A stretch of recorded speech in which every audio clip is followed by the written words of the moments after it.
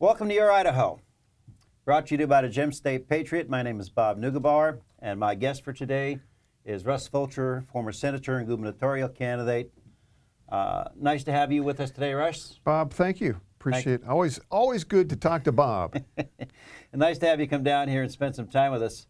I was on the radio this morning with, as you know, Steve Ackerman, and we were talking about the insurance and how the premiums are going up. And I remember that this was one of the key points in your race against Governor Otter for the primary. And all of a sudden, we're seeing everything that you've said and that we've said coming to fruition. Yeah, well, it didn't take a genius, to know that if you're going to roll tens of thousands of people into a system that's subsidized by the broad taxpayer base, that somehow it's going to be cheaper for everybody. And we knew that at the time. I got to believe any rational mind would have known that at the time, and we're seeing that play out right now. If there's any surprise at all, I'm surprised it's taken as long as it has, to be honest with you. But yeah, we see the insurance companies now wanting to do some astronomical increase. You see some other states like Hawaii. I just read, and they've actually shut their exchange down because of the overall expense. Well, a lot of these exchanges, they're either consolidating or they're becoming close to bankrupt. The costs of adding 30 million people onto an insurance policy, and we never even got the 30 million. I think we wound up with an additional 6 to 8 million, and that forced everybody else that had a good policy to drop their policy and take out the exchange policy. So now they're stuck with this stuff, and you can't get rid of it. The rates are going up by 24% on the Blue Cross people. That's approximately 53,000 members of the exchange right now. And then we're going to see increases of at least 30% for the individuals.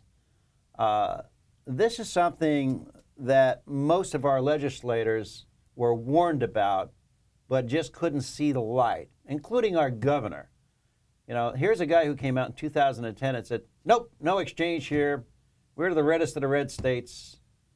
Now we're stuck with all of these problems. How do you resolve this, and how do you tell people, how is the governor going to tell people that you're going to have to keep paying through the nose because we instituted something that you didn't want in the first place? Right. Well, let's hit the backup button just for a few minutes. The big story you may recall at the time was, well, we've got to do this because it's either a federal exchange or it's a state exchange. Remember that whole argument? Yes. That was never really the issue. That was the selling point to get it done, basically. The real issue was, no, are we going to comply with the feds on Obamacare, or are we not going to comply? That was the real question, because the federal exchange and the state exchange are basically the same thing. It's just who's pulling the trigger, right? Well, for a year we had the federal exchange here. Sure. It wasn't a state exchange. It just had the name Sure. of our state exchange. And we still have a federal exchange. Right. It's just operated by state employees, which I would argue is worse. So anyway, that was the kind of the big deception. We have to either take a state or a federal. No. The real question was, are we going to comply with this, or are we going to do something that works? And I would still submit to you, Bob, the answer is still the same. The answer then was to create the parallel path, for lack of a better analogy, where the free market has an opportunity to operate here. And the free market is a genius system that has worked for a couple of centuries now, and it is still the answer. If we allow nature to take its course, and for providers to compete, and to push some of those insurance mechanisms out of the way to allow for things like a direct pay, for example, then that will start to regulate itself, and that competition will drive down some of those costs. And but in order to do that, as you know, you have to sidestep some of those government mandates. And bottom line is, the state can do this. We could have done it here a couple of years ago. We didn't. We still can. It's still the right answer. Well, it still comes back to the state saying no, but let's go back to the inception when we were talking about this exchange. 6 months prior to the exchange coming into existence, IACI was out there promoting the exchange, and you had 74% supposedly of the poll they took of people who wanted to have an exchange, even though nobody really knew what an exchange was. So here we have a group of business people that belong to a lobbyist organization that play a very big part in politics.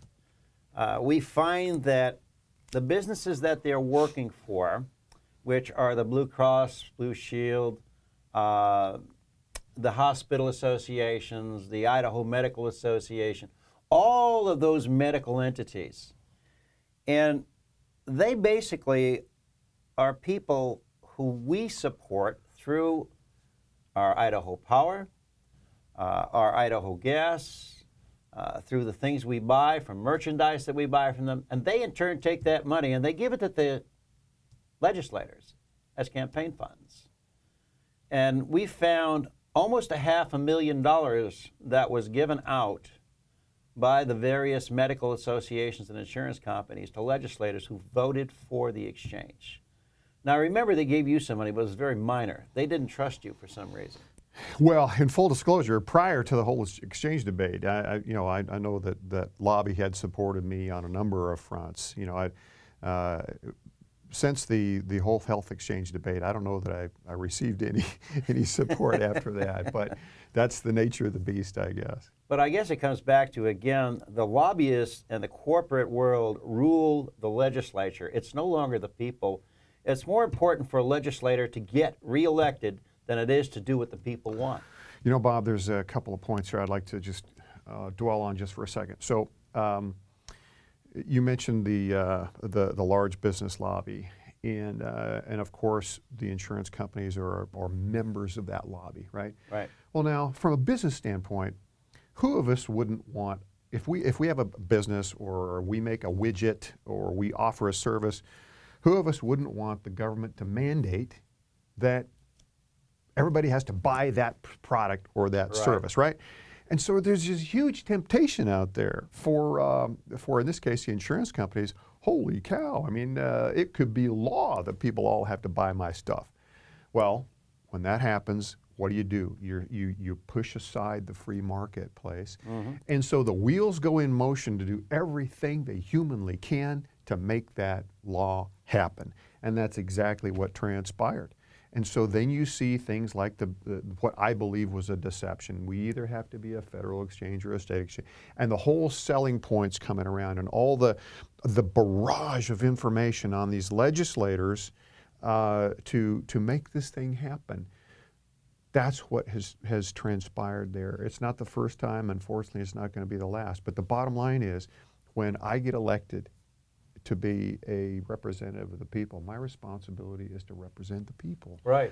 And not that entity that is going to be advantaged by a government service. Now, here's the irony of the whole thing. The irony of the whole thing is that even for the business that gets their product or service mandated by law, it's only a short-term gain. The long-term is a big problem. Sure. Because in this case, let's just use the insurance example for a minute, Bob. What do you think will happen over time when the insurance entities put all the mechanisms in place so that you and I are on an exchange, all that data is in a database? It's a matter of time before the government says, thank you very much, we're going to be a single payer system, we're going to administrate it, and you guys are gone. I mean, so the irony of the whole thing is some of the people that fought the hardest to make this happen stand to gain the most over time. Well, stand to pay the biggest price over time. Right. And when you take a look at it, what's happening is the insurance companies are taking less and less risk. They're shifting it onto the taxpayer, yeah, and they're shifting it onto the policyholders. When you take a company like somebody like Albertsons, they self-insure. That's a huge piece of business for the Blue. And what they do is all they do is administrate. There's really no risk there for them. I often wonder when they come up with these risk assessments and these policy cost increases is whether they figure that that same money that they get from an Albertsons into the totals that they're basing their insurance policy rates on, or whether they have that as a separate business.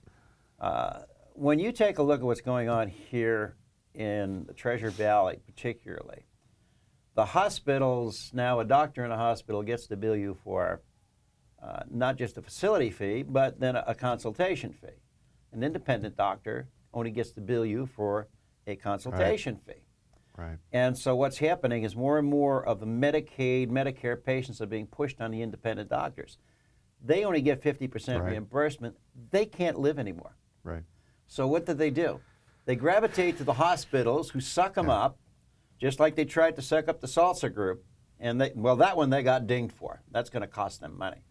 But they take them all in. They pay these exorbitant prices to get these practices in. And then they pay these guys exorbitant rates to be their doctors. Where does that all end? Well, it's a cycle. It's that destructive cycle. And you hit on so many interesting points there. You talked about the cost of administration. What percentage of the dollars that you and I pay when we go to have a procedure at a hospital goes to an administration cost, for example? 42 cents. Okay, huge percentage.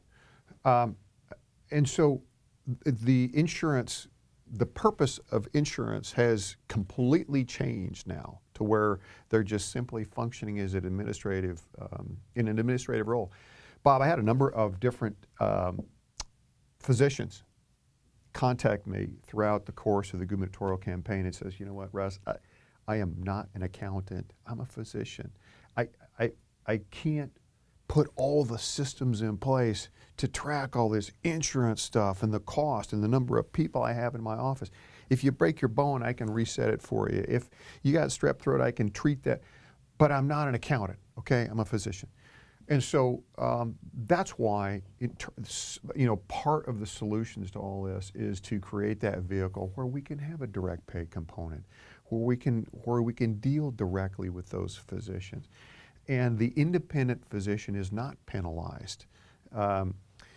This rolls into the Medicaid expansion debate. I don't know if you wanted to go there or not, but if we would have expanded Medicaid, it would just continue to make that worse. And the independents get penalized more because they're the ones who have to deal with the Medicaid patients and so on. Well, my theory about the Medicaid debate is that this is Medicaid redesign only for the businesses.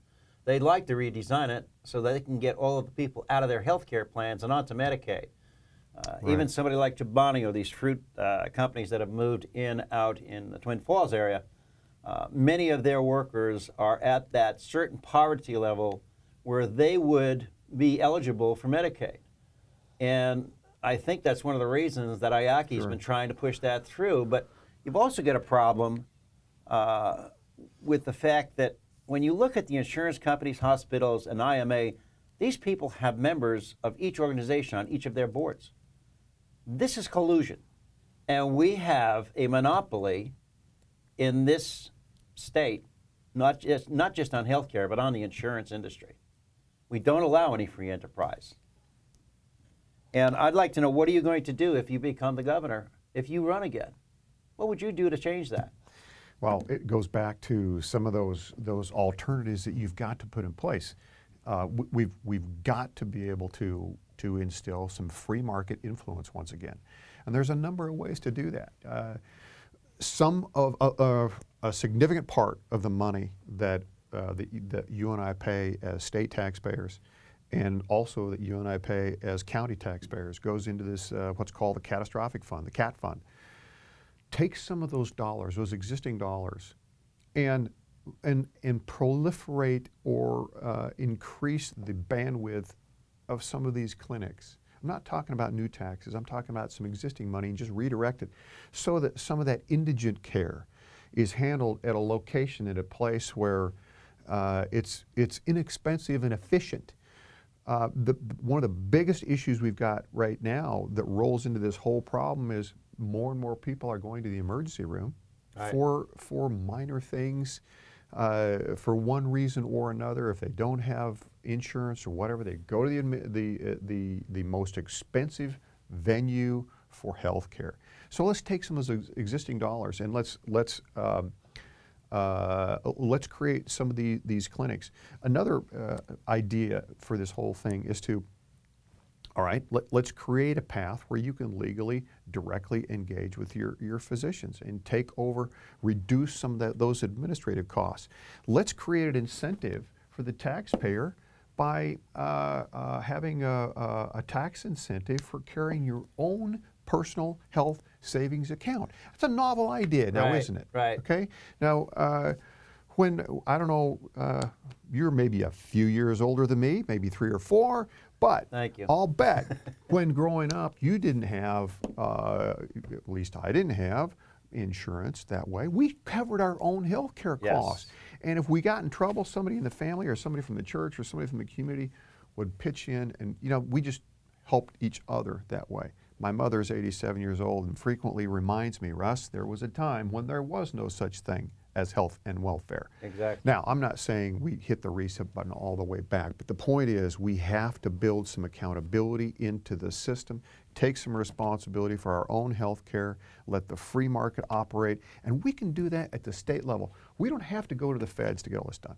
You're sounding like Scott Walker. You're not going to run for president, are you? Why not? There's 16 others. I may as well. I think I'm the only one who's not. You could fill out the field. Yeah, exactly. Well, I think we're going to see higher increases. As I said back in 2012, we'll see a double or tripling of the rates then, and it's coming very soon. And the fact that the Blues and the big insurance companies have over $650 million tucked away for their reserves kind of tells a tale that they're as worried as we are about what's coming down the line. This is going to collapse under its own weight. Minus intervention, Bob, this is going to collapse under its own weight. It collapsed under its own weight in Hawaii. It's going to collapse under its own weight in other states. And another little interesting tidbit will be to see what the Supreme Court does here in coming days. King versus Bidwell, is it? I think that's it, yeah, with the Supreme Court case on the legality of the subsidies. That's going to have a big impact potentially. Well, thank you very much, Russ. My pleasure. Did we solve all the problems? I don't know whether we solved all the problems, but we certainly made light of the fact that we have problems. Yeah, we do. But there's answers. That's just maybe one last comment on this. With healthcare, with education, with the economy, with the debt, Bob, the good news is there's solutions to all these things. But it does take the right amount of leadership and the right amount of constituency knowledge to address them. The answers are out there. Well, I agree. I think what we need to do is to actually get some leadership, though. Right now we have a slight problem. Thank you again for being with us. My pleasure. Take care. All right, thanks.